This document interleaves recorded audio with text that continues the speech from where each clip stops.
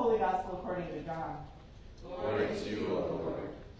Jesus said to the Jews who had believed in him, "If you continue in my word, you are truly my disciples, and you will know the truth, and the truth will make you free."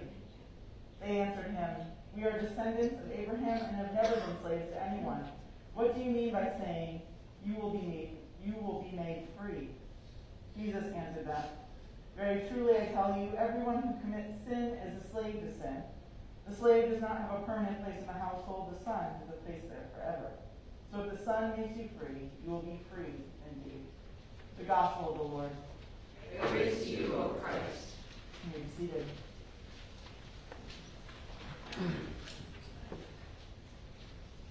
Today is Reformation Sunday. This is a Sunday not celebrated by all churches, although they certainly have been affected by it. However, most Lutheran churches celebrate Reformation Sunday because Martin Luther, the founder of the Lutheran Church, started the whole Reformation. Most of you are probably aware of these details, but that's a bit of the history if you didn't know it. The Reformation was and still is about reforming the church.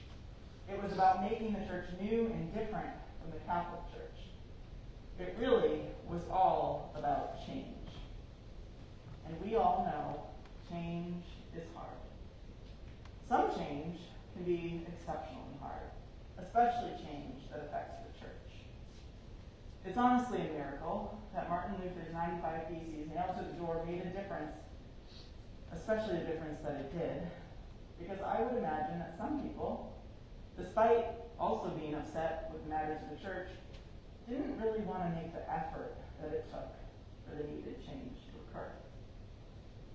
So much more often, it's easier to be complacent, even though we know that the change would be better for us, because it's just easier to not do things differently. It's easier to continue with our routine as is, but just because it's easier doesn't mean it's the best thing for us. Oftentimes, the change we need to go through will be hard, sometimes harder than we thought, but the change is necessary for our lives to become more fuller, more connected, more godly even. God desires connection and community for us. We were designed to be relational people. However, we have gone through a really difficult cultural shift in the past couple of years because of COVID. There have been great benefits that we've learned during that time, but there have also been difficulties that have come with it too. One of those difficulties is that we have become way more accustomed to staying home. And unfortunately, when we stay home, we lose connection. We might feel connected because we see pictures of friends and family and their lives. Maybe we get a phone call or a card in the mail even once in a while, but we aren't connected face to face. I wonder if you have ever been on the phone with someone who is crying and you aren't there to comfort them physically with a hand on the shoulder or a hug, because you just aren't there in person.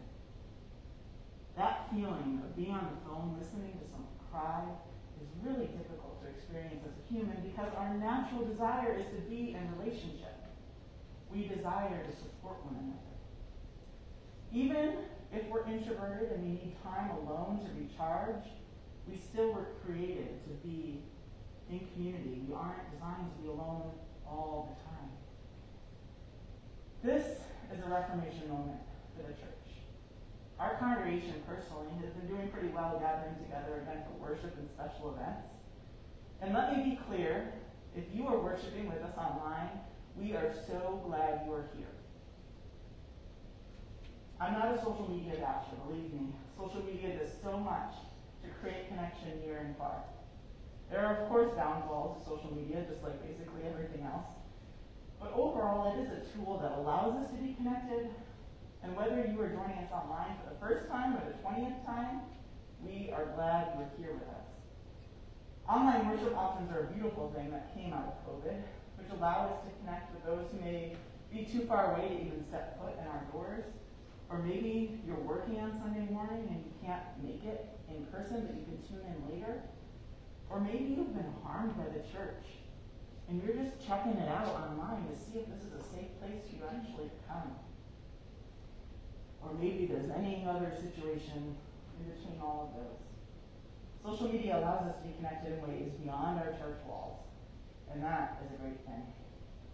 It allows for us to reform the church far beyond, I'm sure, how Martin Luther ever imagined.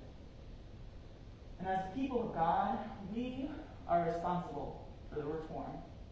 Not any single one of us is responsible. Martin Luther didn't just nail those theses to the door and then stop. He took action. For reform to take place, we must all participate in action. It can't be just left up to a couple few to make the difference.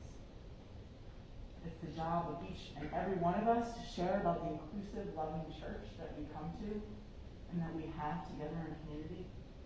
To share about the energy we have before worship starts and the livelihood that we have in connecting with one another. To create reform, we must be open to things being different. We can't do everything the way we always did it, because this isn't going to create change. Doing things the way we've always done it is literally the opposite of reform. Let's let that sink in for a second. As a community, we are going through the reconciling Christ process right now. And while we are early on in the steps, we will be undergoing reform. Things will be different as a reconciling Christ church. And as we go through the process, we need to remain open to change and reform. And believe me, it may be hard and uncomfortable for some of us, but remember, just because change is hard doesn't mean it's not good for us. I know all of us sitting in this room have undergone change at some point or another in our lives. And I am thinking about the feeling that we experience after the change process. I don't know about you, but I am often proud of myself after having gone through change because it's hard. Come out on the other side and I'm proud. I often like to share about the process and how I made it through it, and sometimes even what things are like now. It amazes me to look back on the process of change and see how much I've grown and truly changed. I am also amazed to see how God was with me all along the way. A year ago tomorrow, I preached my first Sunday here at HCLC, and then after worship, you voted to call me as your pastor. Believe it or not, it's already been a year. I know I didn't start till January, but I was here a year ago. This year has been full of change for me and Lynn, of course, too. Leaving my first church, moving to a new home, town, and community, navigating work-life balance in my first solo call, Lynn driving further to work and adjusting to commuting, and us commuting to different areas that we used to live right nearby.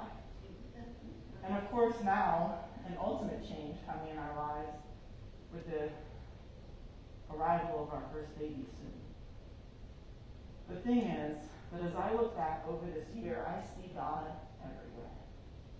I see God in each of you providing support, love, and care to us. I see God in the beautiful nature that surrounds this community. I see God in my supportive life, because it's not easy being married to a pastor. I see God in the change, knowing that this is what God wanted and where God called me to be. As we continue to undergo reform together, let us remember that God is with us on the journey. God might not always feel present in the moment, but when we make it through, we will be able to look back and see God with us the whole time. It might not always be easy, and more often than not, it won't be. But the change we go through will make a difference for the church. I invite you each to be a part of the Reformation today. Amen.